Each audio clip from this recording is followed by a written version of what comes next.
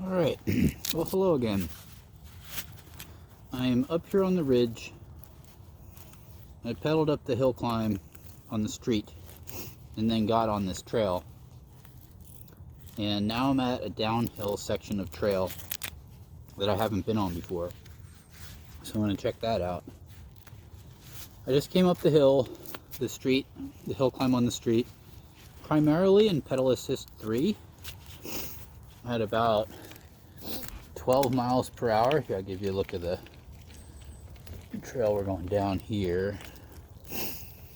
I found that to be for that particular hill, level 3, I found that to be a good middle point between how much pedaling I was doing and how much work I was doing, as well as in combination with how much assist the bike was actually giving.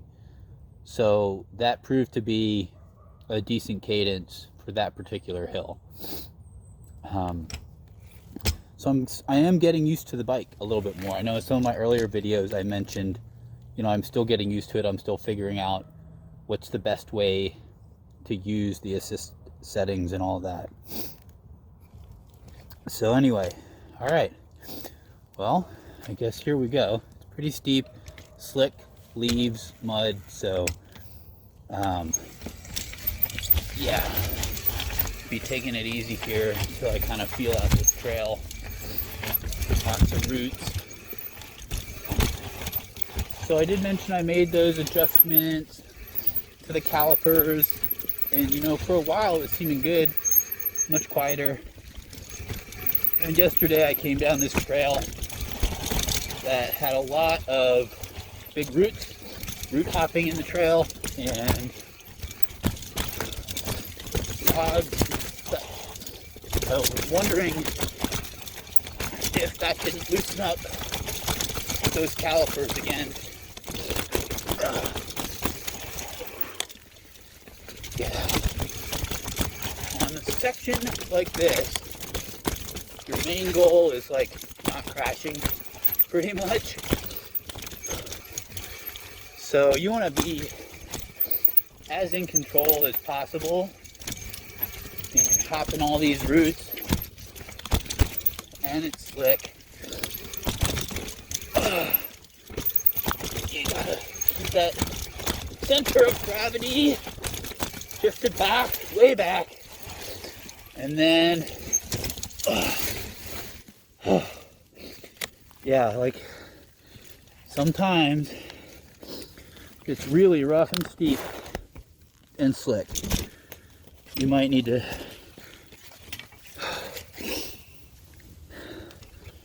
step off and walk a little bit. So I picked up, just in the last 20 feet or so, I picked up a lot of additional mud on my tires. And that all of a sudden made a big difference in how the bike was handling. Just started to slip on everything. So, yeah, almost reminds me of the winter riding that I used to do. Bikes, surprisingly, in like snow and stuff, bikes are actually surprisingly not that bad. It's the ice. So, yeah. But, yeah, if you ever doing any winter riding, you gotta be really mindful of when you might hit an icy section, and sometimes when you do, there's nothing you can do. You just crash. All right. I tell you, this trail would be, it's nice. I mean, this is a nice trail. It's a little tough because of how slick it is and all the roots. Oh, what was I going to say? So I've been seeing a lot of deer on these rides. I saw a little buck, bill, and just this morning on my way up, I saw a couple bambies. So that's a good reminder, like, you know, a deer can ruin your day. I don't know if anybody's ever hit a deer, but I hit a deer on my motorcycle, and that was pretty bad.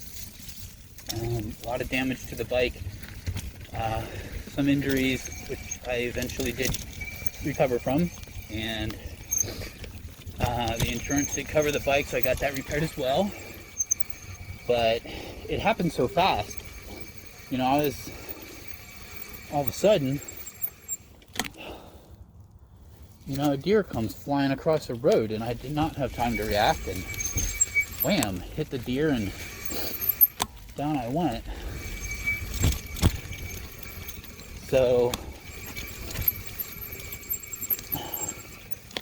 just one of those things to be aware of. You know, there's like, I think this is the little trail I almost came up yesterday, but then bailed on. And we said we'd save it for next time. Well, here we are, 24 hours later.